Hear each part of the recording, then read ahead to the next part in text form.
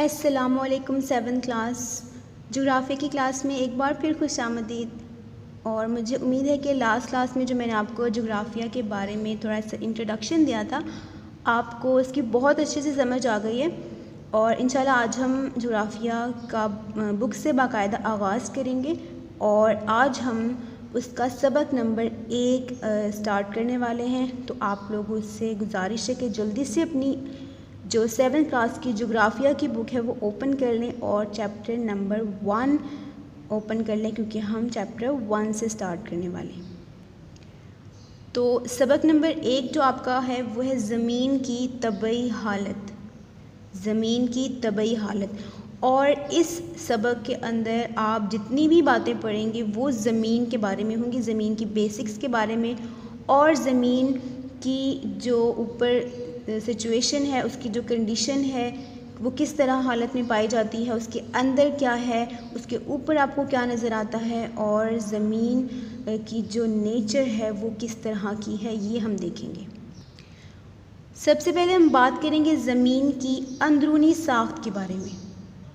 Students, जैसा कि आपको पता है ज़मीन के ऊपर की सतह तो आप सभी जानते हैं कि वो किस तरह की है, लेकिन क्या आपको कभी ये अंदाज़ा हुआ है कि ज़मीन के अंदर क्या है? तो ये सवाल तो आपके जहन में उठता ही होगा। स्टूडेंट्स, ज़मीन के अंदरूनी साख की अगर बात की जाए कि ज़मीन के अंदर आखिर हमारी ज़मीन किस तरह की नज़र आती है, तो वो आप इस डायग्राम से अंदाज़ा लगा सकते हैं। तो आज के इस लेसन में हम यही बात करेंगे कि ज़मीन अंदर से कैसी नज़र आती है।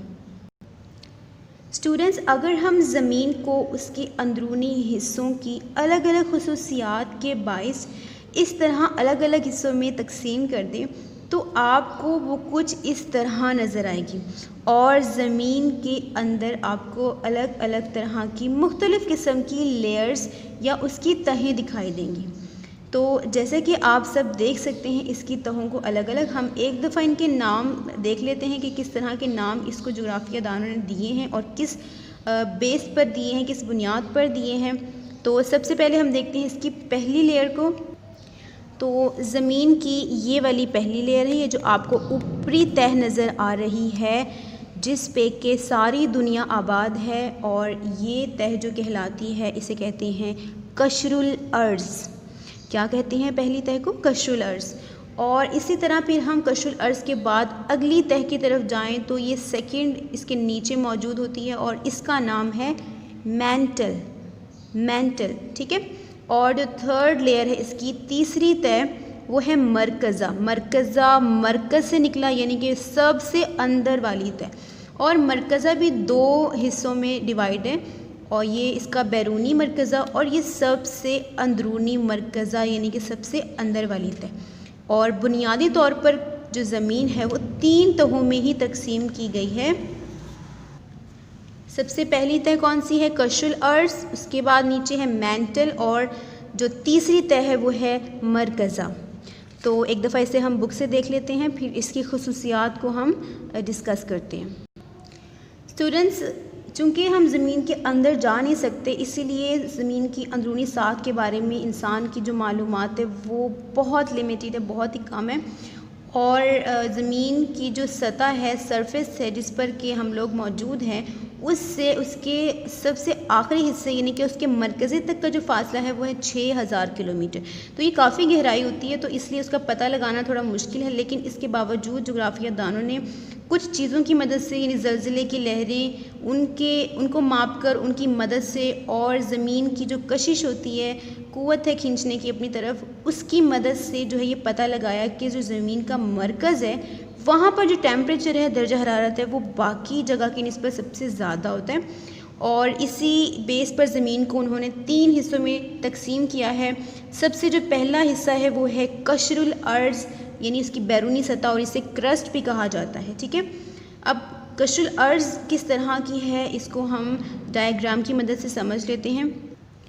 तो सबसे जो पहली तह है ज़मीन की वो है कशरुल अर्ज़, और ये सबसे ऊपर वाली तह होती है, और इसकी जो ये चौड़ाई है वो तकरीबन 8 से 40 किलोमीटर तक की होती है। ठीक है। और इस हिस्से को भी फिर दो हिस्सों में तकसीम किया जाता है और इसकी रीज़न क्या है? कशरुल अर्ज़ को दो हिस्सों में इसलिए तकसीम किया जाता है कि ये वो हिस्सा है जहाँ पर आप लोगों को खुश्की और पानी दोनों मिलता है। यानी कि ये जो ब्लू कलर है ये जो ओशंस को या समंदर को शो कर रहा है, और जो बाकी का हिस्सा है ये खुश्की को शो करता है। ये दोनों चीज़ें जो हैं ये क्रस्ट यानी कशरुल अर्ज़ पर ही मौजूद होती हैं। तो ये दो हिस्से हो गए, एक हो गया इसका हिस्सा जो खुश्की था और इसे कहते हैं बर्रे आज़मी तह, ठीक है। और जो ये पानी वाला हिस्सा है इसका, इसे कहा जाता है समंदरी तह, बर्रे आज़मी तह और समंदरी तह। जैसे कि आप इस डायग्राम में देख सकते हैं ये दो हिस्से हैं। जो बालाई तह है कशरुल अर्ज़ की वो है बर्रे आज़मी तह जो कि खुश्की पर मुश्तमिल है, और जो दूसरी इसकी तह ज़ेरी तह यानी नीचे वाली तह वो है समंदरी तह, क्योंकि ये सारा हिस्सा समंदरों पर मुश्तमिल होता है। अब इसकी जो बर्रे-आज़मी तह है ये दो चीज़ों से मिलकर बनती है, सिलिकॉन और एलुमिनियम, ये दोनों एलिमेंट्स हैं। और जो बर्रे-आज़मी तह है वो सिलिकॉन और एलुमिनियम दोनों से मिलकर बनती है। तो इसे हम सियाल कहते हैं। इसका SI स्टार्टिंग और इसका AL मिलके सियाल इसको हम जनरली कहते हैं, यानी ये सियाल से मिलकर बनता है। सियाल का मतलब इससे सिलिकॉन और AL से एलुमिनियम, ये दोनों एलिमेंट्स और इन दोनों से ये बर्रे-आज़मी तह बनी हुई है। इसकी जो दूसरी तह है समंदरी तह, ये भी दो चीज़ों से मिलकर बनती है, और वो दोनों एलिमेंट्स जो हैं वो है एक सिलिकॉन और दूसरा है मैग्नीशियम। सिलिकॉन और मैग्नीशियम के बनने से ये समंदरी तह वजूद में आती है, और इसीलिए हम कहते हैं सीमा, ये सीमा से मिलकर बनता है। सीमा क्यों कहते हैं? SIC एंड यहाँ से MA स्टार्टिंग का लिया तो सीमा, ठीक है। तो सीमा मीन्स कि C for silicon and M for magnesium. तो सिलिकॉन एंड मैग्नीशियम के मिलने से ये समंदरी तह वजूद में आती है।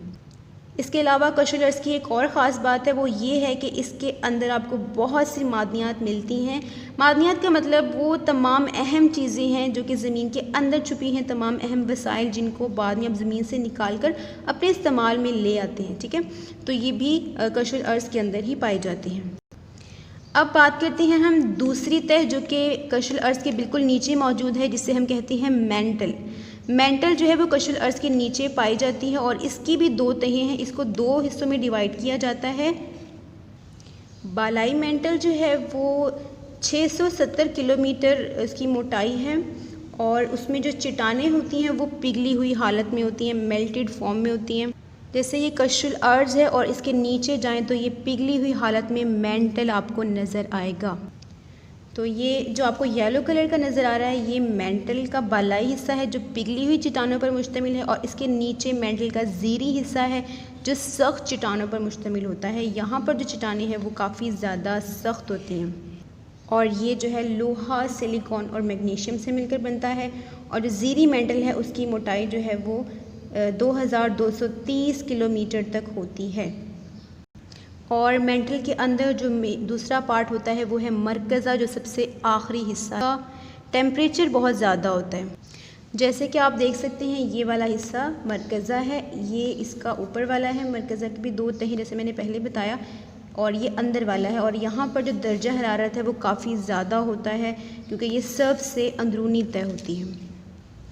जो बैरूनी मरकज़ा यानी बाहर वाला जो मरकज़ा है वो माया है, यानी कि ये भी पिघली हुई हालत में होता है, और यहाँ पर ज़्यादातर पिघली हुई चट्टानें होती हैं। इसकी मोटाई भी 2250 किलोमीटर है। जबकि अंदरूनी मरकज़ा जो है ये थोड़ा सख्त होता है क्योंकि ये लोहे और निकल से बना है। तो लोहे और निकल, आयरन और निकल कहा जाता है, ठीक है।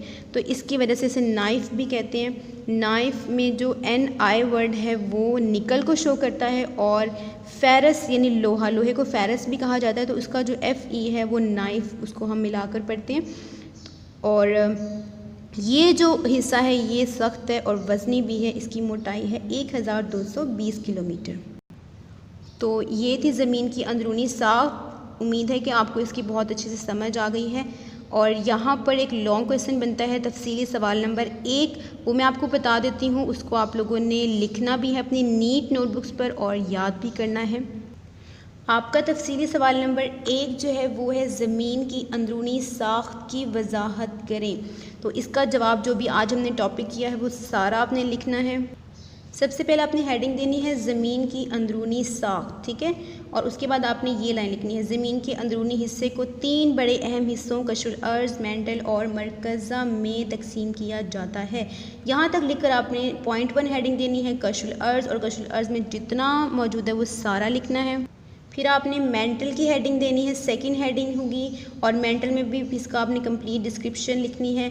और थर्ड हेडिंग होगी आपकी मरकज़ा, जैसे कि दी हुई है आपकी बुक में, और इसमें भी कंप्लीट यहाँ तक आ जाएगा। इसकी मोटाई 1220 किलोमीटर है। तो यहाँ तक आपने सवाल नंबर 1 है, इसको लिखना भी और बहुत अच्छे से याद भी करना है। So this is your diary, note down it. Inshallah we will start the next topic in the next class. Assalamu alaikum.